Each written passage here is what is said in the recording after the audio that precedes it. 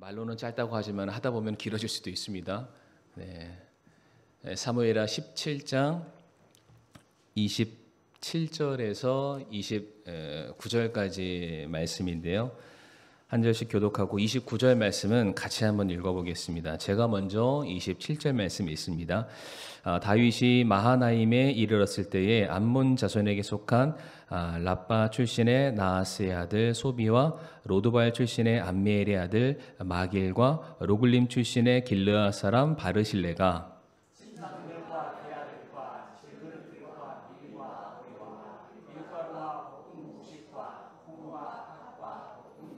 같이 읽겠습니다. 꿀과 버터와 양과 염소의 치조를 가져다가 다윗과 및 그와 함께한 백성이 먹게 하였으니 이는 그들이 말하기를 백성이 광야에서 배고프고 피곤하고 목마르다 하였기 때문이라. 아멘. 아버지 하나님 감사합니다. 참 우리를 예수 그리스도 안에서 한 형제 자매 삼아 주심을 인해 감사를 드립니다. 참 저희들이 형제 자매 사랑하기를 내 몸처럼 여길 수 있게 하여 주옵시고 서로의 필요를 위해서 그것이 육신적인 거든 영적인 것이든 서로 돌아보아 사랑과 선행하기를 그치지 않는 우리 반석교회 되게 하여 주시옵소서. 오늘 말씀을 통해서 우리가 어떠한 자세로 성도 사랑을 실천해야 되는지를 다시 한번 우리가 깨닫고 실천할 수 있는 귀한 시간이 되기를 간절히 바라며 예수님 이름으로 기도를 드립니다. 아멘. 자리에 앉으시겠습니다. 오늘 오후 말씀은 어려울 때 돕는 성도입니다. 어려울 때 돕는 성도. 오늘 본문에서는 굉장히 아름다운 3명의 성도가 등장을 하고 있습니다. 본문의 배경을 간단하게 설명드리게 되면은 다윗의 셋째 아들이었던 압살롬이 이제 반란을 일으키게 됩니다. 이제 전후 내용은 다 생략하고 아실 테니까요. 반란을 일으키게 되고요. 그래서 자기 아버지 다윗을 쫓아내고 자기가 왕이 되려 했던 그 사건을 우리 성도님들은 아마 기억하실 겁니다. 이때 다윗은 자기 아들과 싸울 수 없었기 때문에 누군가는 피를 봐야 되고 누군가는 죽어야만 하잖아요. 그래서 조용히 왕의 자리를 내어놓고 이제 성을 빠져가게 됩니다. 그런데 압살롬은 기어이 그 아버지를 죽이겠다고 쫓아가는 그 장면들이 계속해서 반복이 되죠. 이미 이제 압살롬이 반역을 꿈꾸던 이 시대에는 이미 모든 대세가 다윗에게서 압살롬으로 넘어가 있는 그러한 상황이었습니다.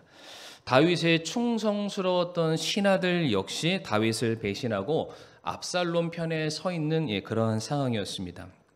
이렇게 자기의 아들 압살롬과 자기가 그렇게 믿었던 충직한 신하들에게 죽음의 위협을 당하면서 도망치고 있었던, 그래서 초라하게 어떤 외진 곳에 숨어 있었던 다윗에게 오늘 본문 말씀 보게 되면은 3명의 사람이 찾아오게 됩니다. 성도님들 그 이름을 체크해 주시길 바라는데요. 3명의 이름이 소비와 마길과 바르실레라는 3사람이 찾아오게 됩니다. 이들이 찾아봤던 것은 다른 것이 아닙니다. 다윗이 부탁해서가 아니라 그들이 먼저 다윗을 걱정하고 염려했기 때문에 다윗의 필요를 채워주고자 먹을 것을 잔뜩 싸갖고 다윗을 찾아왔다라고 성경은 말하고 있는데, 이때 그들이 가져왔던 것들이 굉장히 구체적으로 기록이 되어 있습니다. 28절과 29절 말씀 보게 되면은 굉장히 많은 목록이 나와 있죠. 우리가 읽었었는데요. 침상들과 대야들과 질그릇들과 밀과 보리와 밀가루와 볶은 곡식과 콩과 팥과 볶은 콩과 꿀과 버터와 치즈를 가져다가 다윗만이 아닙니다. 다윗과 함께 있었던 그의 수하들, 그의 백성들이 함께 먹을 수 있도록 굉장히 많은 것을 베푼 것을 볼 수가 있습니다. 우리가 그런 경험들 하시죠. 누가 나한테 선물을 줬을 때 그 사람은 기억 못해도 받은 사람은 기억을 합니다. 오늘 본문 말씀 보게 되면은 이 도움을 받은 입장이 다윗이기 때문에 다윗이 자기가 뭘 받았는지를 명확하게 기억을 하고 그것을 그대로 적어두고 있는데, 지금 이 3사람이 가져온 것들은 이게 간단한 도시락 같은 게 절대로 아닙니다. 침상들이라고 되어 있는데 그 원문을 통해서 제가 사전을 한번 봤는데 그냥 단순한 이부자리가 아닙니다. 그러니까 어떤 가구가 달려 있는 것을 말합니다. 저도 정확하게 그게 뭔지는 모르겠지만 그냥 이불 하나 정도 가져온 것이 아니라 충분히 편안한 잠자리를 제공하기 위한 가구와 같은 어떤 도구를 가져왔다. 그러니까 이것을 가져오기 위해서는 혼자 힘은 안 되겠죠. 예를 들어서 그 세 사람이 수하들이거나 마차나 수레를 통해서 굉장히 많은 짐들을 옮겼다라는 것을 알 수 있고요. 대하의 경우에도 아마도 씻는 도구에 해당된다라고 말하고 있습니다. 그리고 상당량의 많은 음식, 다윗 혼자만 먹는 것이 아니라 다윗과 함께하는 사람들을 위한 굉장히 많은 음식을 준비해서 그들을 찾아갔다라고 말하고 있습니다. 그러니까 지금 이 세 사람이 다윗을 돕기 위한 행렬들을 보건대 숨어서 할 수 있는 일은 절대로 아닙니다. 사람들의 눈에 드러날 수밖에 없습니다. 굉장히 많은 짐을 지고 가고 있었겠죠. 근데 지금 이때 당시 분위기가 어떻다라고 제가 말씀드렸냐면 이미 대세가 압살롬에게 넘어가 있는 상황입니다. 그러니까 아직은 압살롬이 이스라엘의 왕이 된 것은 아니지만 누가 보더라도 이제는 곧 이스라엘의 왕으로 등극할 사람이 압살롬인데 지금 누군가가 당시에 죄인으로 취급받고 있었던 다윗을 향해서 굉장히 많은 짐을 가지고 찾아가서 그를 돕는 행렬이 있습니다. 압살롬이 그것을 봤을 때 마음이 틀어지면은 이 세 사람을 어떻게 할 수 있나요? 얼마든지 처단할 수도 있는 그러한 상황입니다. 그럼에도 불구하고 그러한 어려움과 그러한 위험이 있음에도 불구하고 이 세 사람이 다윗을 돕기 위해서 자신들의 모든 필요들을 챙겨서 다윗을 찾아가게 됩니다. 이때 다윗이 얼마나 고마웠던지 그들이 자기에게 가져왔던 것을 하나도 잊지 않고 전부 다 기록합니다. 그 사람이 이것도 가져오고 이것도 가져오고 멸치볶음도 싸주고 김치도 싸주고 하여튼 그가 받은 모든 것들은 하나도 빼먹지 않고 그것을 기록해 놓는데 너무나도 감동을 받았다라는 것을 알 수가 있습니다. 자, 그런데 중요한 것은 무엇이냐면은 이 세 사람의 호의가 이때 한 번으로 끝났으면 아마도 성경이 기억하지 않았을 것입니다. 그런데 그들의 호의가 반복적으로 있었다라는 것을 우리가 알 수가 있는데 오늘 본문에서는 세 사람이 등장합니다. 소비와 마길과 바르실레라는 사람이 등장하는데 이 세 사람 중에 소비라는 사람을 빼고 마길과 바르실레에 대해서는 성경이 한 번도 비슷한 상황에 대해서 언급하는 것을 우리가 말씀 통해서 찾아볼 수 있습니다. 다시 말해서 그들은 원래 선한 사람들이었고 원래 의로운 사람들이었고 원래 남 돕기를 즐겨 했던 사람이었다라는 것을 알 수 있는데 먼저 마길에 대해서 좀 간단하게 살펴보도록 하겠습니다. 마길의 경우에는 지금 이 본문 다윗과 압살롬 시대 때만 등장했던 사람이 아니라 조금 더 거슬러 올라가서 사울 왕 때부터 존재했던 사람입니다. 근데 사울 왕도 마찬가지죠. 그가 하나님의 말씀에 불순종함으로 말미암아 하나님이 사울 왕의 권위를 그냥 뺏어서 누구한테 주셨습니까? 사울 왕의 권위를 다윗에게 넘겨주시게 되죠. 다시 말해 오늘 본문 사항과 조금 비슷하게 다윗의 권위가 압살롬으로 넘어갔던 것처럼 이때 당시 사울 왕 시대 때에도 사울 왕의 권위가 다윗에게로 넘어가 있는 그러한 상황이었습니다. 그래서 그때 당시에 상태가 어떠했는지 다 사울을 섬겼던 수많은 신하들이 대세가 다윗에게로 넘어가니까 다윗에게 잘 보이기 위해서 과잉 충성을 합니다. 어떤 일을 하냐면 사울에게 속해 있는 모든 사람들을 잡아 죽여서 다윗에게 전리품으로 갖다 주는 일들을 하게 됩니다. 우리가 사무엘하 2장 10절과 사무엘하 4장 8절 말씀을 한번 띄워주시면 이미 이 상황은 사무엘상 마지막 장에서 사울 왕은 죽습니다.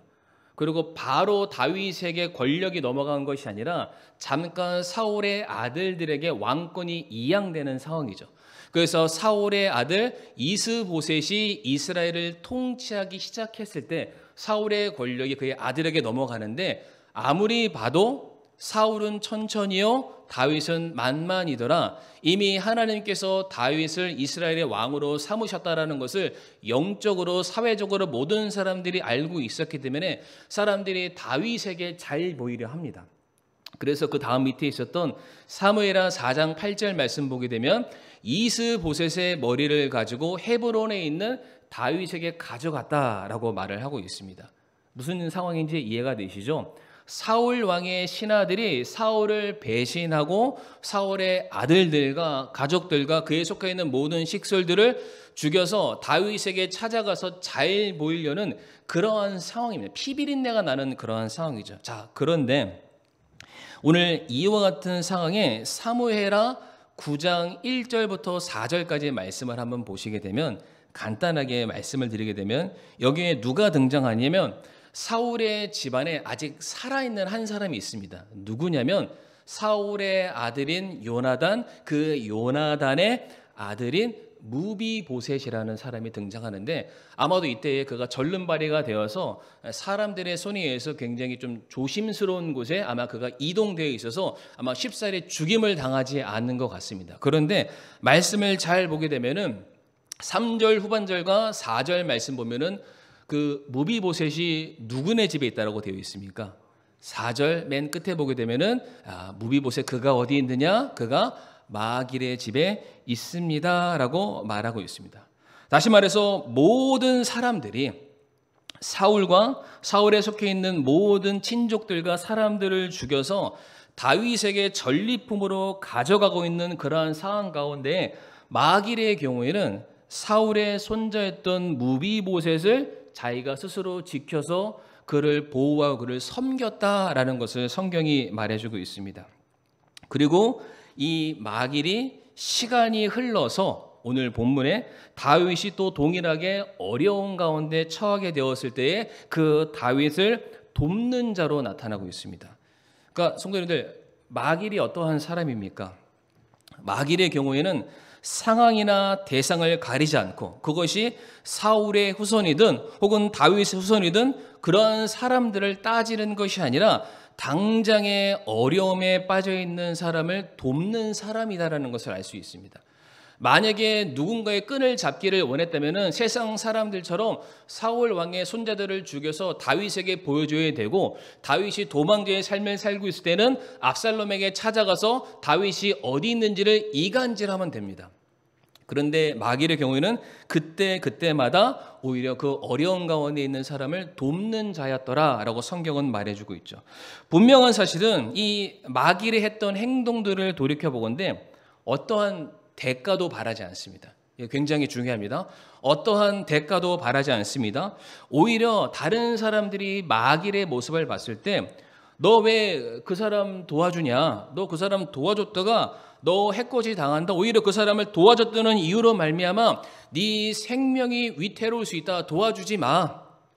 대세를 따라 남들 하는 것처럼 다 해라고 얼마든지 그의 선택이 흔들릴 수도 있는 상황이었지만 마길의 경우에는 어떠한 상황과 환경과 조건을 봤던 것이 아니라 당장 이 사람이 사경을 헤매고 있고 당장 이 사람이 내일을 소망할 수 없기 때문에 내가 이 생명을 구원하고자 그를 도와주는 사람이었다라는 것을 성경이 우리에게 말해주고 있습니다. 두 번째로 바르실레에 대해서 좀 말씀을 드리도록 할 텐데 바르실레의 경우에는 사무엘하 19장 말씀을 화면에 좀 띄워주시겠습니까? 사무엘하 19장 말씀 우리 성도님들 여기 31절 말씀 한번 읽어주시면 감사하겠습니다. 시작.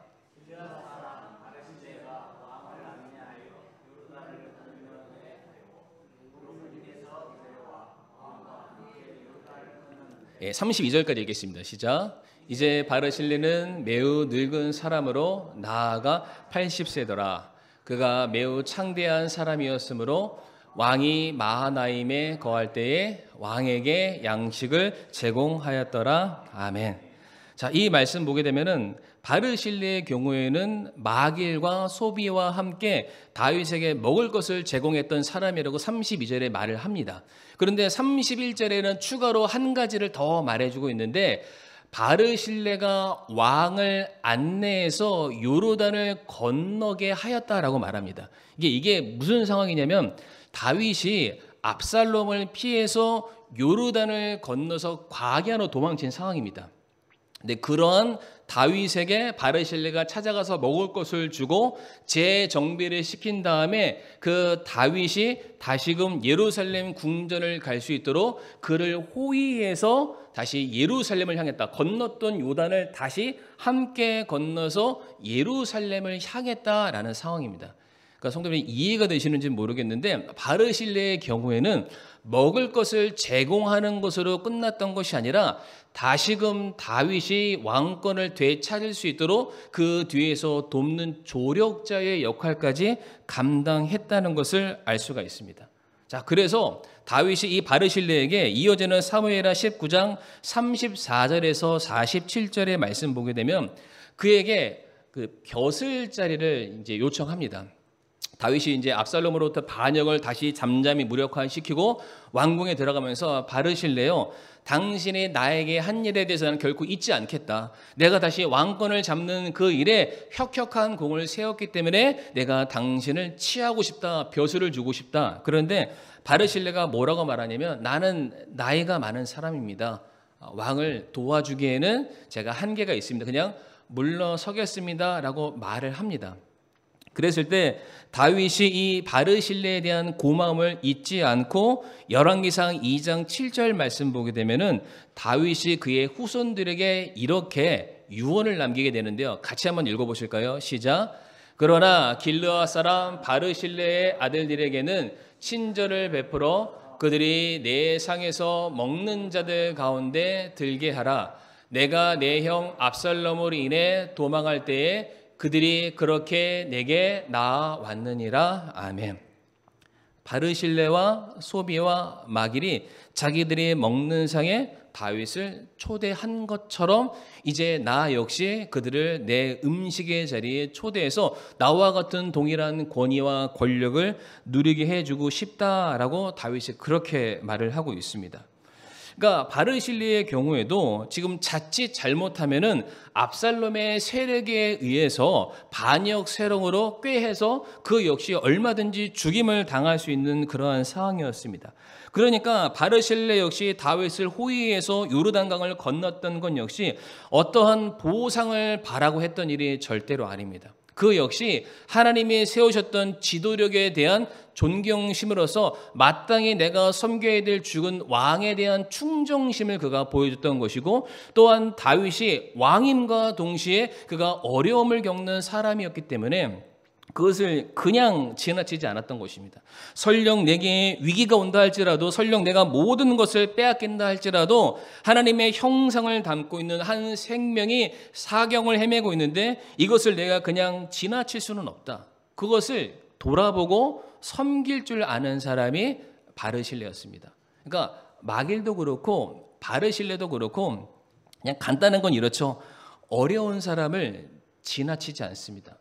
대가를 바라고 섬겼던 게 아니고 일시적인 도움으로 끝났던 것이 아니라 자신들이 할 수 있는 최대한의 헌신과 사랑을 베풀기를 그들이 중단하지 않았다. 목숨 걸고 그렇게 섬겼다라는 것을 보여주고 있습니다. 그런데 중요한 건 이들의 섬김을 누가 정확하게 기억했습니까?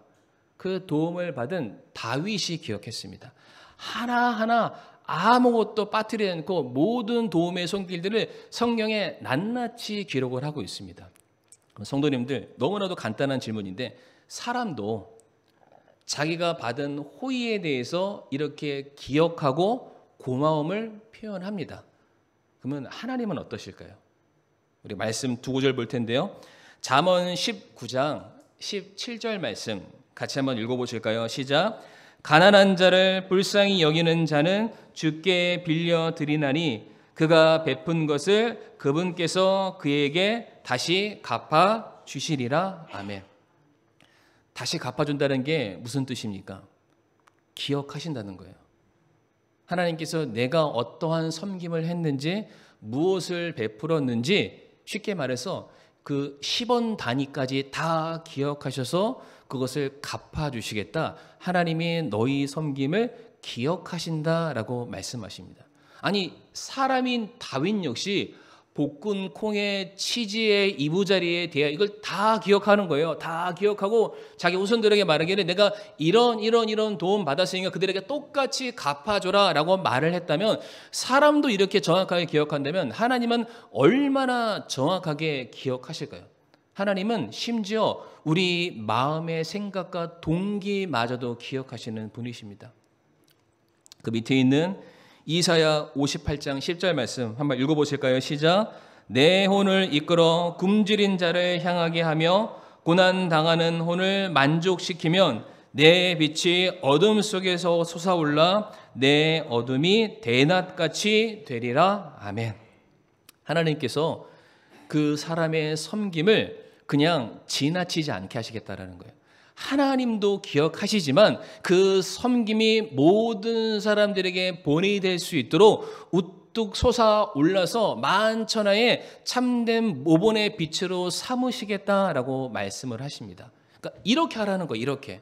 성도님 생각해 보세요. 지금 소비와 마길과 바르실레가 그들이 섬겼던 것은 어찌 보면 한 끼 먹는 식사 분량에 끝날 수도 있습니다. 그렇죠? 그런데 그 한 번 베풀었던 그 섬김에 대해서 하나님은 뭐라고 말씀하시냐면, 그 섬김을 나는 잊지 않을 것이고 그 섬김에 대해서 그냥 사라지는 어떠한 추억으로 끝나는 것이 아니라 그것을 마치 커다란 기둥을 세우는 것처럼 우뚝 세워서 모든 사람들이 지나갈 때마다 그걸 보면서 아, 맞아. 마길이 섬겼지. 아, 맞아. 바르실레가 우리가 어려웠을 때 돕는 자였지. 이것을 기억나게 하신다라고 말씀을 하십니다.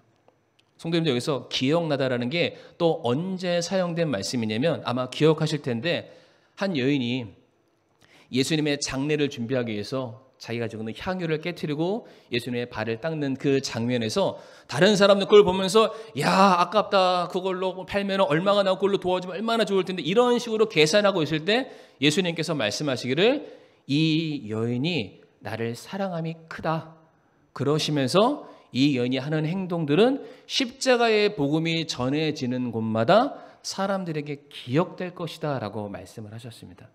그러니까 너무 감사한 거예요. 그러니까 예수님의 십자가의 복음만 만천하의 많은 사람들에게 소개되는 것이 아니라 우리의 작은 섬김과 헌신 역시 주님께서 말씀하시기를 복음과 동행선상에서 많은 사람들에게 기억될 것이다 라고 말씀을 하고 계십니다.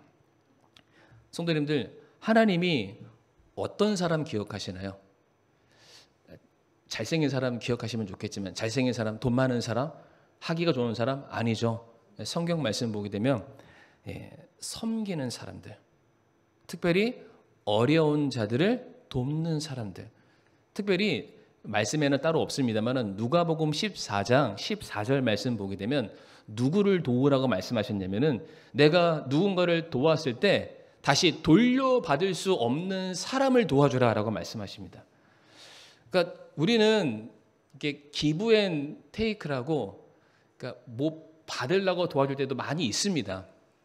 상대방이 내가 덮는 걸 딱 보게 되면 야, 그래도 내가 이렇게 하면 적어도 이 사람에게 뭔가는 받겠지, 조그만한 기대와 소망을 가지고 도울 때가 많이 있는데 그게 뭐 잘못됐다는 건 절대로 아닙니다. 그러나 주님께서 말씀하시는 섬김은 돌아올 것이 없는 사람에게 베풀어라.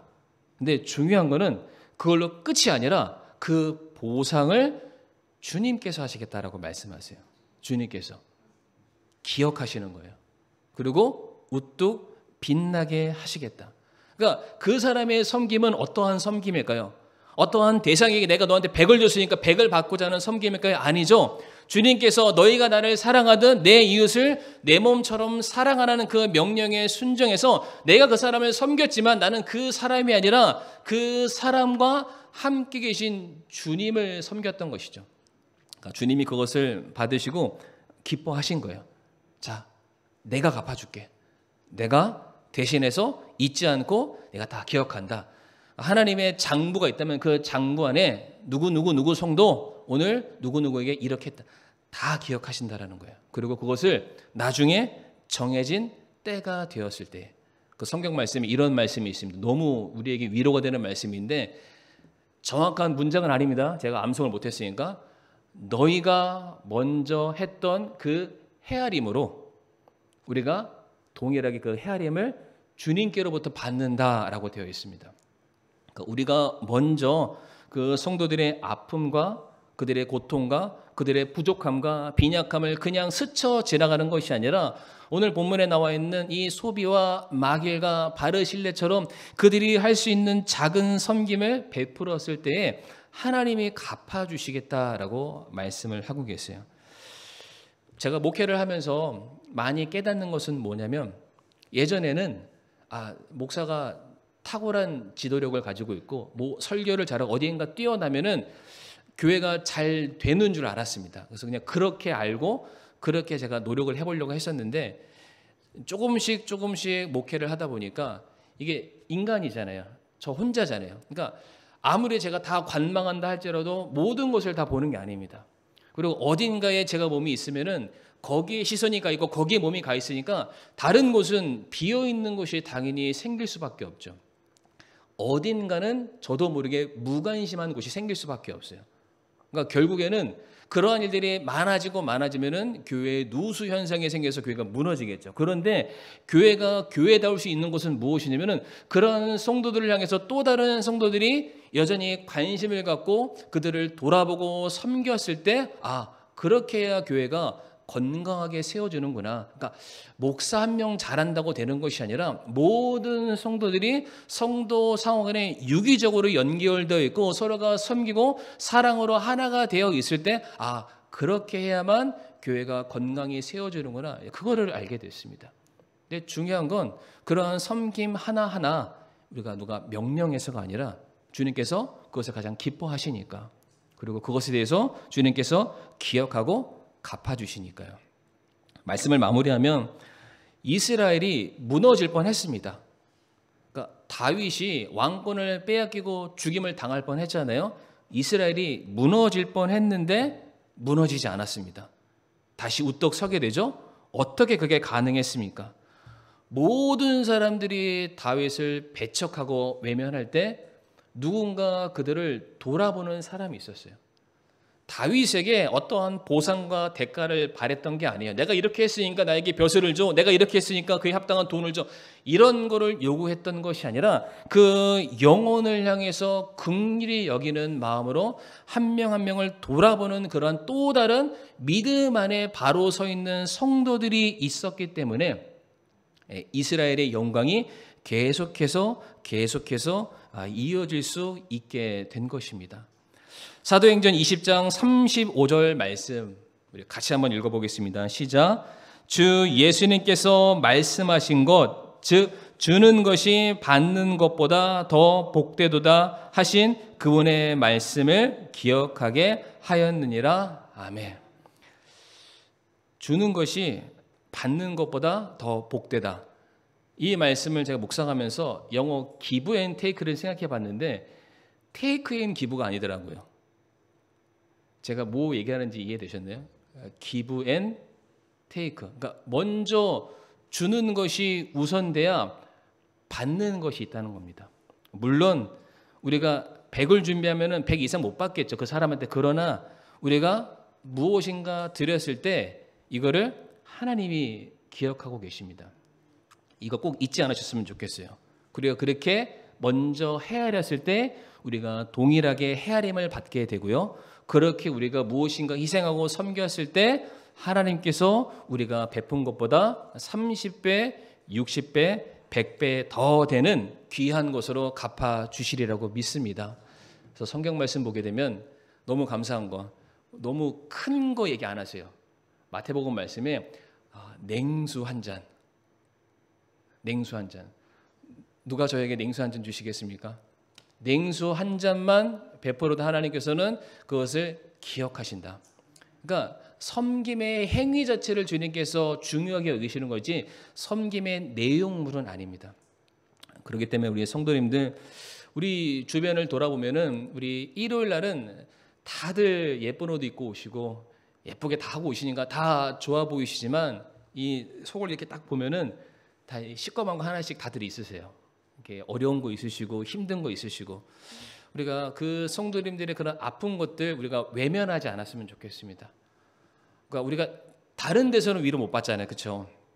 네, 교회 안에서는 적어도 우리가 주 안에서 한 형제 자매다라고 우리가 그렇게 말을 한다면 우리가 옆에 있는 성도들을 봤을 때 우리가 기도한다라고 말하지만, 물론 우리 교회는 너무나도 기도하는 교회지만 기도한다는 말에서 한 발짝 조금 더 나아가서 그분들이 지금 무엇을 필요로 하고 있나, 물론 그 실질적인 필요 우리가 다 채울 수는 없지만 그 필요를 동감하고 동참하고 채워줄 수 있는 그 수준까지 우리가 나아가게 된다면 우리 교회가 아마도 더 크고 놀랍게 하나님께 쓰임받지 않을까 그렇게 생각을 해보게 됩니다. 그래서 우리 연말 한 해를 우리가 마감해가는 이 시점에 있어서 우리가 돌아봐야 될 성도는 없을까? 우리 주변 보게 되면 이런저런 이유로 그동안 계속해서 교회를 못 나오시는 성도님들이 계십니다. 어쩌면 그들에게는 관심이라는 선물이 필요할지 모르겠어요. 우리가 그들에게 한번 우리의 마음을 표현해 보는 것은 어떨까요? 그리고 여기 주변에 계신 성도님들 중에서 교회 주일날은 잘 나오지만 그 이상 어떠한 교제도 못하는 성도님들도 계십니다. 우리가 그들에게 따뜻한 격려 한마디 해주면 어떨까요? 이런 거 하나하나가 쌓이게 되면은 저는 저희 교회가 더욱더 건강해진 교회, 그리고 정말로 사랑 넘치는 교회, 주님의 풍성한 은혜가 가득한 교회가 되리라고 확신합니다. 히브리서 6장 10절 말씀 읽고 마치겠습니다. 시작. 하나님은 불의하지 아니하사 자신의 이름을 위해 너희가 보여준 너희의 행위와 사랑의 수고, 곧 너희가 성도들을 섬겨온 것과 또 섬기고 있는 것을 잊지 아니하시느니라. 아멘. 섬겼던 것, 섬기고 있는 것 다 기억하십니다. 이 시간 함께 우리 머리 숙여 기도할 때에 우리가 돌아봐야 될 성도가 누구인지 이 시간 한번 그렇게 우리가 좀 떠올려 봤으면 좋겠습니다. 내가 돌아봐야 될 성도, 그것이 내 옆에 있었던 그 성도일 수도 있고요, 아니면 이 자리에 함께하지 못하는 그런 성도들, 혹여나 내가 또 전도해야 될 그런 대상자들, 우리가 그 영혼들 이 시간 돌아보면서 우리가 그들을 그냥 지나치지 않게 해주시고 우리가 그들에게 주님의 사랑을 전하는 그 자리까지 갈 수 있게 해주세요라고 잠시 그렇게 기도하길 원합니다.